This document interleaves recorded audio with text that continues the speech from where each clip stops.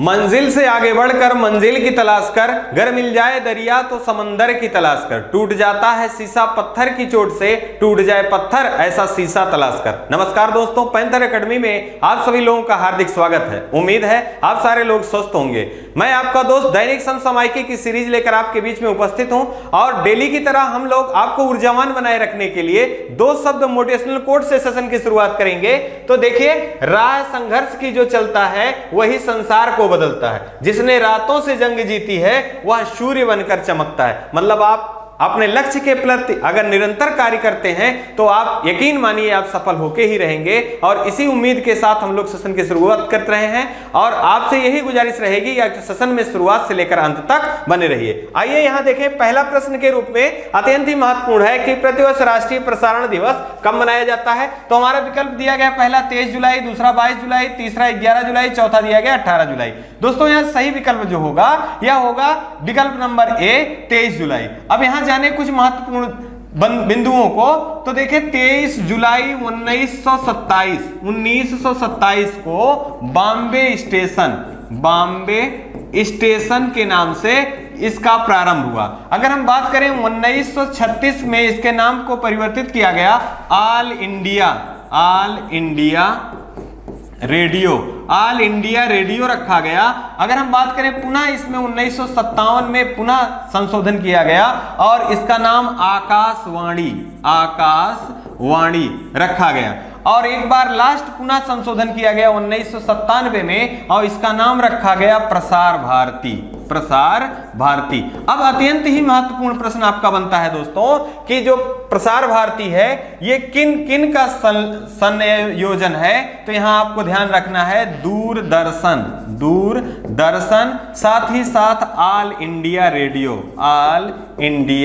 Radio का संयोजन है कौन? प्रसार भारती। यहां हमको जानना है कि प्रसार भारती के सीईओ कौन है। तो मयंक कुमार जो हैं इसके सीईओ हैं। अब यहां कुछ महत्वपूर्ण और भी चीजें हैं जो कि हमको जान लेना चाहिए मित्रों, जैसे विश्व रेडियो दिवस कब मनाया जाता है। तो 13 फरवरी को विश्व रेडियो दिवस मनाया जाता है। सरोजिनी नायडू का जन्म दिवस के उपलक्ष्य में 13 फरवरी को ही राष्ट्रीय महिला दिवस के रूप में भी मनाया जाता है। अब आपको यहां कंफ्यूजन ना हो, इसी समय हम लोग 8 मार्च को भी देख लें। 8 मार्च को अंतरराष्ट्रीय महिला दिवस के रूप में मनाया जाता है। अगर हम विकल्प के रूप में देखें तो यहां विकल्प दूसरा दिया गया 22 जुलाई। तो 22 जुलाई को झंडा दिवस के रूप में मनाया जाता है, अगर हम बात करें 11 जुलाई के बारे में तो विश्व जनसंख्या दिवस के रूप में मनाया जाता है और 2022 की थीम है 8 बिलियन का विश्व। अगर 18 जुलाई के बारे में बात करें तो यह अंतरराष्ट्रीय नेल्सन मंडेला दिवस के रूप में भी मनाया जाता है। आइए कुछ महत्वपूर्ण दिवसों को एक बार पुनः हम रिकॉल कर लें जो परीक्षाओं में लगातार बने रहते हैं। जैसे अगर बात करें भाला फेंक दिवस तो 7 अगस्त को मनाया जाता है। साथ ही साथ अगर हम बात करें विभाजन विभेदिका दिवस तो 14 अगस्त को मनाया जाता है। अगर बात करें खेल दिवस की तो 29 अगस्त को मनाया जाता है। शिक्षक दिवस 5 सितंबर को मनाया जाता है।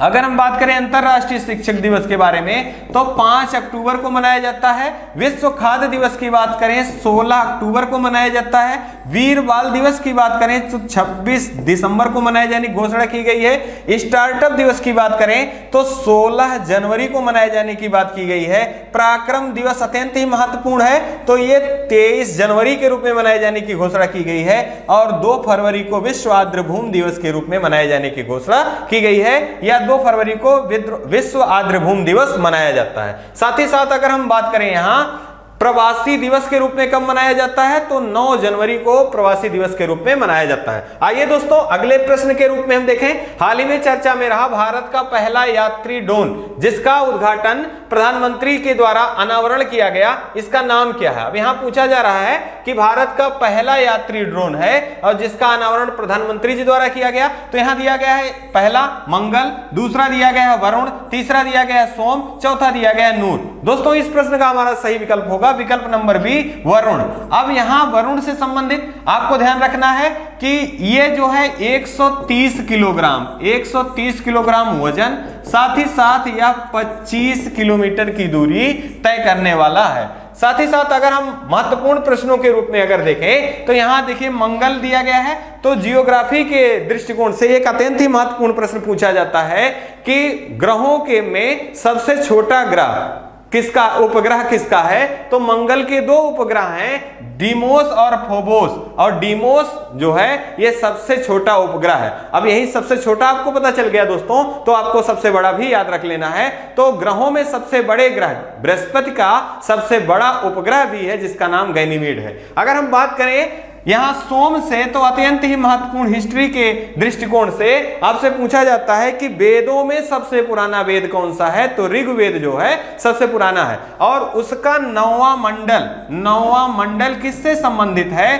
तो 9वां मंडल सोम को समर्पित है। ये कई बार परीक्षा में पूछा गया है कि 9वां मंडल ऋग्वेद का किसको समर्पित है? तो सोम को समर्पित है। अब यहां नूर किसका है? तो नूर का संबंध ईरान से है और इसको भी आपको याद रखना है। आइए इसी क्रम में कुछ महत्वपूर्ण और भी चीजों को हम देखें जो कि परीक्षाओं की दृष्टिकोण से अत्यंत ही महत्वपूर्ण है। देखिए GSET 24 ये अत्यंत ही महत्वपूर्ण है।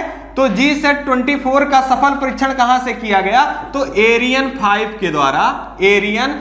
के द्वारा फ्रेंच गुयाना से किया गया और इसी को टाटा के द्वारा लीज पर दिया गया। एक प्रश्न यह भी देखिए, INS सिंधु ध्वज हाल ही में डिकमीशन किया गया, किसके द्वारा? नौसेना के द्वारा किया गया। कितने वर्ष के बाद? 35 वर्ष के बाद। यह कब कमीशन किया गया था? 1987 ईस्वी में। अगर हम बात करें PSLV C-52 अत्यंत ही महत्वपूर्ण प्रश्न है, इसके द्वारा 2022 की पहला सफल परीक्षण किया गया। उसका नाम क्या है? EOS अर्थ ऑब्जर्वेशन सैटेलाइट, और EOS 4 क्या है? तो यह किसके द्वारा प्रक्षेपित किया गया? तो PSLV C-52 के द्वारा किया गया। अगर हम बात करें PSLV C-53, यह सिंगापुर के तीन उपग्रहों को प्रक्षेपित करने के लिए इसका उपयोग किया गया श्रीहरिकोटा से। अगर हम बात करें भी देखिए विगत प्रश्न में हमने नूर की बात की थी, उसका संबंध ईरान से था। अगर नूरी पूछ लिया जाए तो इसका संबंध दक्षिण कोरिया से है। किससे है? दक्षिण कोरिया से। होप की बात करें तो UAE का मंगल मिशन है। अत्यंत ही महत्वपूर्ण प्रश्न है, विगत परीक्षा में यह प्रश्न बना हुआ है। शुक्र मिशन की बात करें तो दा विंची मिशन का संबंध किससे है? तो ये शुक्र मिशन से है। और किसका है? तो ये नासा का है। अगला है मंगल मिशन। भारत 2024 में मंगल मिशन लॉन्च करने की योजना पे है। अगर बात करें गगनयान की, तो गगनयान 2023 में प्रक्षेपित करने की घोषणा भारत के द्वारा की गई है। आइए इसी क्रम में हम लोग अगला प्रश्न देख लें। अगला है, हाल ही में किस भारतीय मूल के प्रोफेसर ने वैश्विक ऊर्जा पुरस्कार प्राप्त किया है? देखिए पहला दिया गया है KP कुमारन, दूसरा RK सच्चिदानंद, तीसरा कौशिक राजशेखर, चौथा दीपक धर। अब यहां देखिए जो हमारा सही विकल्प होगा, विकल्प नंबर C होगा, कौशिक राजशेखर जी जो भारतीय मूल के हैं और इस समय ह्यूस्टन यूनिवर्सिटी में कार्यरत हैं। इनके द्वारा ऊर्जा संरक्षण पे कार्य किया गया और उसी के कारण इनको वैश्विक ऊर्जा पुरस्कार से सम्मानित किया गया। अब यहां अगर हम देखें पहले विकल्प के रूप में हाल ही में GD बिरला पुरस्कार से किसे सम्मानित किया गया है? KP कुमारन को। एक अत्यंत ही महत्वपूर्ण 68वां राष्ट्रीय फिल्म पुरस्कार आपको जरूर याद रखना है। फिल्म पुरस्कार में बेस्ट निर्माता के रूप में किसे सम्मानित किया गया है? तो RK सच्चिदानंद को। एक बात यहां आप और भी याद रखिएगा मित्रों कि यह 2020 के लिए 68वां फिल्म पुरस्कार 2020 के लिए किया गया है घोषणा, क्योंकि 2 साल कोविड के कारण ये पुरस्कारों का आयोजन नहीं किया गया था। अगर हम बेस्ट एक्टर की बात करें तो अजय देवगन और सूर्या को मिला है। अगर अभिनेत्री की बात करें तो अपर्णा बाल मुरली को मिला है। अगर हम यही बात करें दीपक धर के बारे में, भारत का पहला बोल्ट मैन मेडल पुरस्कार से किसे सम्मानित किया गया है, तो दीपक धर जी को सम्मानित किया गया है। कुछ महत्वपूर्ण पुरस्कार हैं जो हम रिकॉल कर लें, जो कि लगातार परीक्षाओं में बने हैं। जैसे अगर बात करें हम जीडी बिरला, अभी हमने बात किया केपी कुमारन को मिला है। अगर बात करें नेताजी पुरस्कार तो ये शिंजो आबे जी को मिला है। और अत्यंत ही महत्वपूर्ण प्रश्न है, आने वाली परीक्षाओं में ये प्रश्न जरूर बनेगा, क्योंकि इनको नेताजी पुरस्कार 2021 के रूप में सम्मानित किया गया है और पद्म विभूषण से भी इनको सम्मानित किया गया है। अगर हम बात करें रामानुजन पुरस्कार तो नीना गुप्ता जी को दिया गया है। अगर हम बात करें विश्व खाद्य पुरस्कार तो डॉक्टर सिंथिया जी को दिया गया है। और इससे पहले किसे दिया गया था, शकुंतला हरक सिंह को, जो कि भारतीय थी। एबल पुरस्कार डेविड सुलिवान को दिया गया है, ये गणित का पुरस्कार है। अगर हम बात करें 31वां व्यास सम्मान तो असगर वजाहत को यह सम्मान दिया गया है। 56वां ज्ञानपीठ पुरस्कार, हाल ही में सीडीएस की परीक्षा हुई है तो इसमें ये दोनों प्रश्न लगातार बने हुए हैं। तो 56वां नीलमणि फूकन को दिया गया है। और जबकि 57वां दामोदर माउजो को दिया गया है। अगर बोल्टमैन के बारे में हम बात करें तो दीपक धर जी को दिया गया है। व्हीटली अवार्ड की बात करें तो ये चारुतास मिश्रा जी को दिया गया है। और ये व्हीटली अवार्ड पाने वाले 2 अवार्ड पाने वाले व्यक्ति हैं। अगर इससे पहले किसे दिया गया था तो नुकलू फार्म को दिया गया था। आइए इसी क्रम में हम लोग अगला प्रश्न देख लेते हैं। हाल ही में चर्चा में रहा MPX, इसका फुल फॉर्म है मैरीटाइम पार्टनरशिप एक्सरसाइज, समुद्री साझेदारी का अभ्यास आयोजन भारत और किस देश के बीच में किया गया। अत्यंत ही महत्वपूर्ण प्रश्न। देखिए, पहला दिया गया बांग्लादेश, दूसरा जापान, तीसरा अमेरिका, चौथा ऑस्ट्रेलिया। दोस्तों यहाँ जो हमारा सही होगा जापान के साथ किया गया। तो हम यहाँ जाने कि किस स्थान पे किया गया, तो अंडमान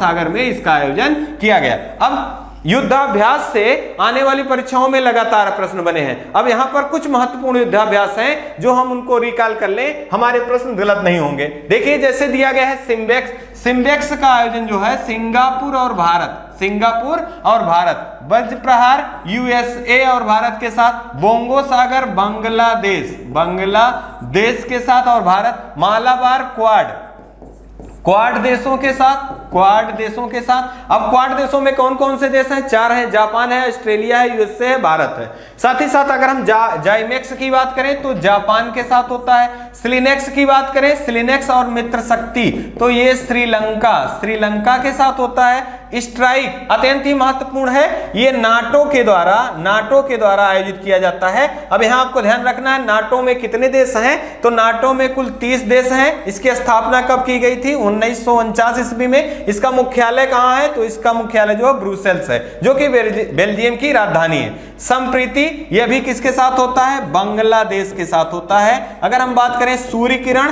तो ये नेपाल के साथ होता है। अगर हम बात करें काजिंद को तो ये कजाकिस्तान के साथ होता है। गरुड़ और वरुण ये वायुसेना का युद्धाभ्यास है, ये फ्रांस के साथ होता है। लेकिन मित्रों यहाँ ध्यान यह रखना है कि अगर गरुड़ शक्ति पूछ लिया जाएगा तो इंडोनेशिया के साथ होगा। अगर गरुड़ पूछा जा रहा है या वरुण पूछा जा रहा है तो फ्रांस। हैंड इन हैंड किसके साथ? चीन के साथ। मिलन यह भी अत्यंत महत्वपूर्ण प्रश्न है। का आयोजन कहाँ किया गया? विशाखापट्टनम में किया गया। और धर्म गार्जियन का किसके साथ होता है? जापान के साथ होता है। आपको 2 और याद रखने हैं। खंजर किसके साथ किया जाता है? किर्गिस्तान। और डस्टलिक उज्बेकिस्तान से किया जाता है। इसी क्रम में आप बढ़ते रहिए, निरंतर आपकी जीत निश्चित है। आइए इसी क्रम में हम देखें हाल ही में किस बीमारी को WHO वर्ल्ड हेल्थ ऑर्गेनाइजेशन ने वैश्विक स्वास्थ्य आपात के रूप में घोषित किया गया है। देखिए पहला दिया गया मंकी पॉक्स, दूसरा चेचक, तीसरा टीबी, चौथा हाइड्रोफोबिया। तो यहां जो हमारा सही विकल्प है ये सही है हमारा विकल्प नंबर ए। अब यह संस्थान अत्यंत ही महत्वपूर्ण है, तो जान ले कि इसकी स्थापना कब की गई थी। तो इसकी स्थापना 7 अप्रैल 1945 को किया गया था। इसी कारण प्रत्येक वर्ष 7 अप्रैल को विश्व स्वास्थ्य दिवस के रूप में मनाया जाता है। और इसके प्रमुख कौन है, तो डॉक्टर टेड्रोस गब्रेसस अदनानम जो हैं इसके प्रमुख हैं।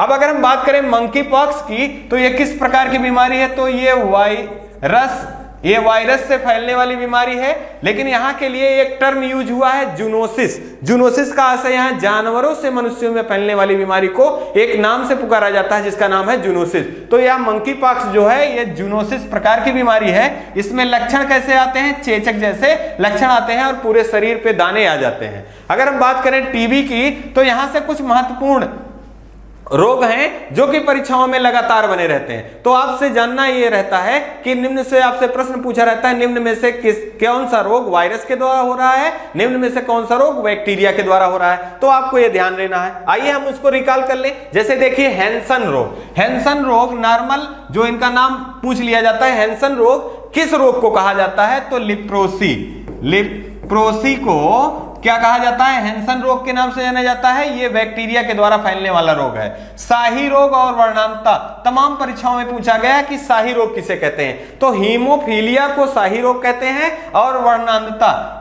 ये दोनों जो हैं ये आनुवांशिक रोग हैं। साथ ही साथ अगर हम टीबी की बात करें तो माइक्रोबैक्टीरियम ट्यूबरकुलोसिस ये बैक्टीरिया के द्वारा फैलने वाली बीमारी है। अगर हम एड्स के बारे में बात करें तो एक्वायर्ड इम्यूनो डिफिशियंसी सिंड्रोम इसका फुल फॉर्म है। ये भी वायरस के द्वारा फैलने वाली बीमारी है। रेबीज और पोलियो के बारे में बात करें तो यह भी वायरस के द्वारा फैलने वाली बीमारी है। पोलियो का सबसे पहला टीका किसने खोजा था, तो जॉन साल्क ने खोजा था। और रेबीज जानवरों के काटने से मनुष्यों में किसी चीज को देखकर डर उत्पन्न हो जाता है, इसी कारण उसको फोबिया नाम से जाना जाता है, जैसे हाइड्रोफोबिया। अगर हम बात करें चेचक, तो चेचक के बारे में भी, चेचक भी वायरस के द्वारा होने वाली बीमारी है। और साथ ही साथ अगर मलेरिया के बारे में बात करें तो यह प्लाज्मोडियम के द्वारा होने वाली बीमारी है। अब एक प्रश्न आपसे पूछा जाता है कि कुनैन का उपयोग किसके दवा के रूप में किया जाता है, तो मलेरिया के दवा के रूप में कुनैन का उपयोग किया जाता है। आपसे प्रश्न यह भी पूछा गया है कि कुनैन कहां से प्राप्त होता है, तो सिनकोना के छाल से प्राप्त होता है कुनैन। आइए इसी क्रम में हम लोग अगला प्रश्न देख लें। अगला है हाल ही में चर्चा में रहा ह्यूमन स्पेस फ्लाइट एक्सपो का उद्घाटन किसके द्वारा किया गया। देखिए यहां दिया गया डॉक्टर सतीश रेड्डी, दूसरा सोमनाथ, तीसरा राजीव कुमार, चौथा दिया गया विनय मोहन क्वात्रा।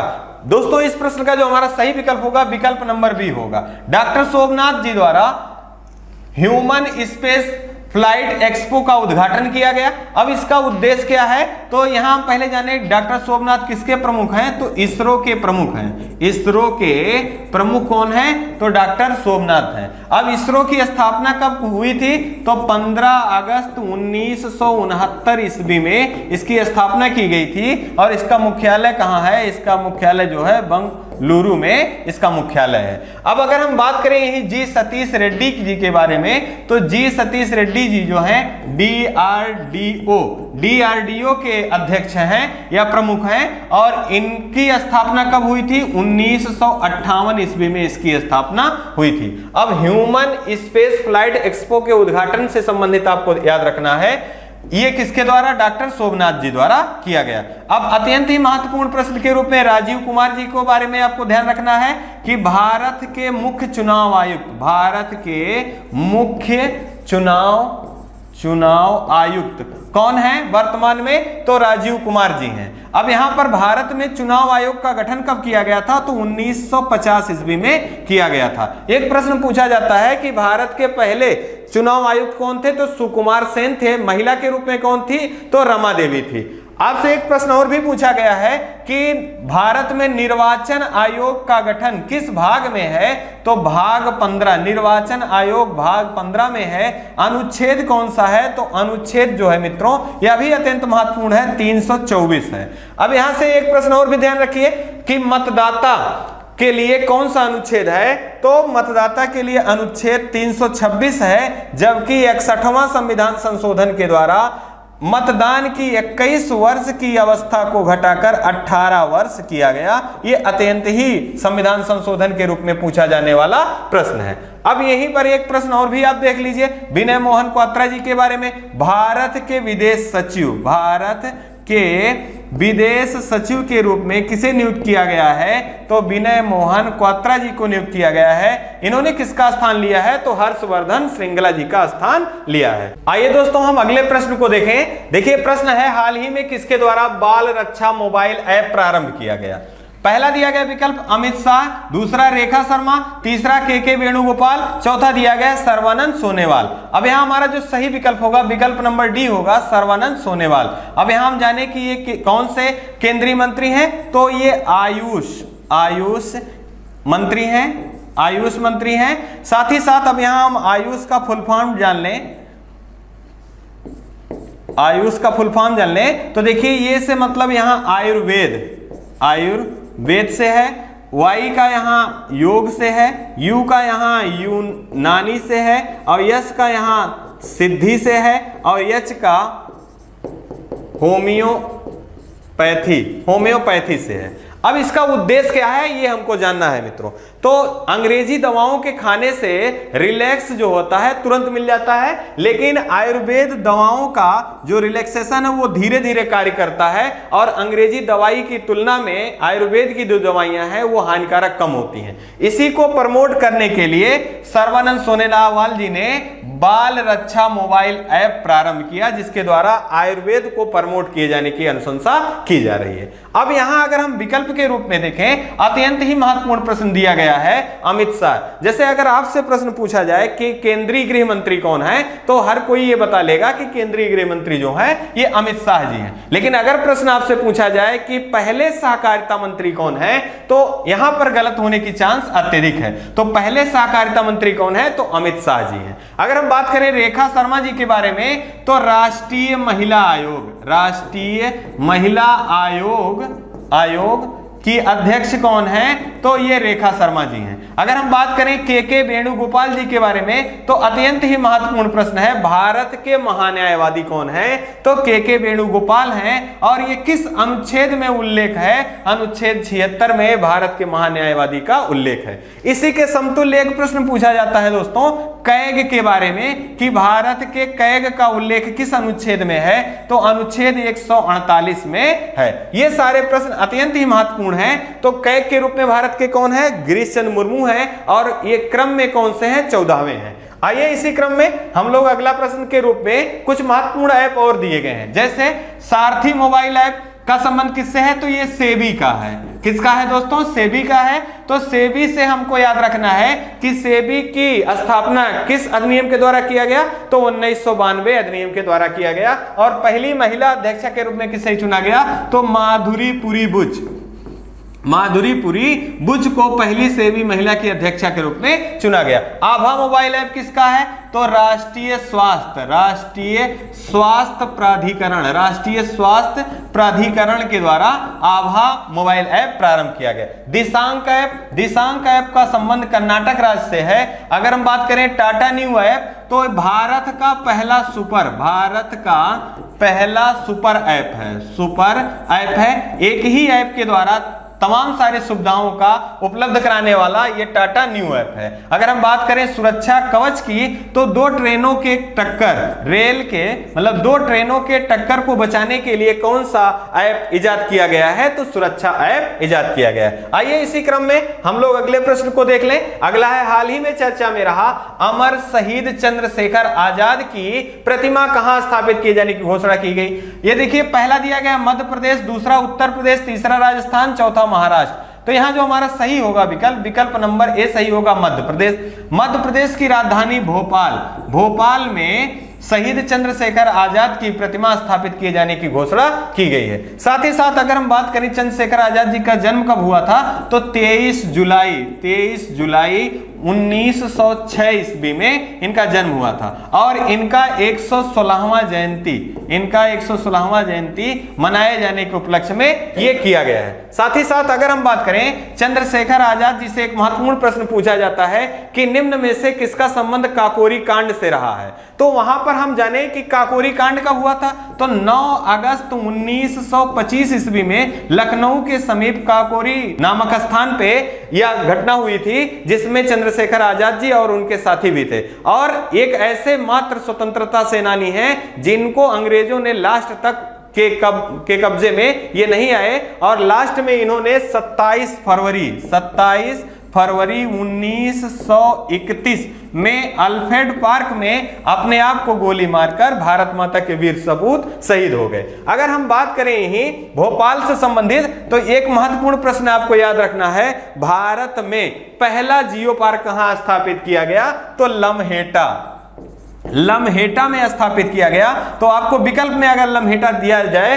तो ये कहां से संबंधित है, तो ये मध्य प्रदेश से संबंधित है। साथ ही साथ आपको कई बार प्रश्न पूछा गया है धुआंधार जलप्रपात किस नदी पर है, तो धुआंधार जलप्रपात जो है नर्मदा नदी पर है, जबलपुर में। ओंकारेश्वर बांध का संबंध किससे है, तो मध्य प्रदेश से है। किस नदी पर स्थित है, तो ये भी नर्मदा नदी पर स्थित है। ये सारे प्रश्न आपकी परीक्षा में जरूर सफलता में मददगार साबित होंगे। आइए इसी क्रम में देखिए कुछ महत्वपूर्ण ये आपके स्टैचू से संबंधित प्रश्न लगातार बनते आ रहे हैं। जैसे अगर हम बात करें स्टैचू ऑफ पीस, तो इसका जो स्थापना है कहां किया गया है, तो ये राजस्थान राज्य में, साथ ही साथ जम्मू और कश्मीर में किया गया है। यह किससे संबंधित है, तो आपको ध्यान रखना है ये जैन मुनि से संबंधित है। अगर हम बात करें स्टैचू ऑफ इक्वलिटी की, तो ये हैदराबाद में स्थापित किया गया है और संत रामानुजाचार्य जी से संबंधित है। अगर बात करें स्टैचू ऑफ नॉलेज की, तो BR अम्बेडकर जी से संबंधित है और यह किस राज्य में स्थापित किया गया है, तो महाराष्ट्र राज्य में स्थापित किया गया है। अगर बात करें स्टैचू ऑफ यूनिटी की, तो सरदार वल्लभ भाई पटेल जी से संबंधित है और यह स्थापित है गुजरात के केवड़िया पे। आइए हम लोग अगले प्रश्न के रूप में देखें, हाल ही में किसे कुवैत के नए प्रधानमंत्री के रूप में नियुक्त किया गया है, तो विकल्प हमारा दिया गया पहला अब्दुल्ला अल सलीम अल सबा, दूसरा दिया गया साद अल सलीम अल सबा, तीसरा जबेर अल सलीम अल सबा, चौथा दिया गया अहमद नवाब अल सबा। यहां जो हमारा सही विकल्प है विकल्प नंबर डी सही है, अहमद नवाब अल सबा को कुवैत का नया प्रधानमंत्री के रूप में नियुक्त किया गया। कुवैत की राजधानी क्या है, तो कुवैत सिटी जो है यहाँ की नई राजधानी है। अब हम यहाँ से कुछ महत्वपूर्ण प्रश्नों को अगर देखें कि हाल ही में कुछ देशों के राष्ट्रपति और प्रधानमंत्री नियुक्त किए गए हैं जो कि परीक्षा के दृष्टिकोण से महत्वपूर्ण है। जैसे अगर बात करें हम श्रीलंका की, तो श्रीलंका के राष्ट्रपति के रूप में रानिल विक्रमसिंघे को और प्रधानमंत्री के रूप में दिनेश गुणवर्धने को चुना गया है। अगर बात करें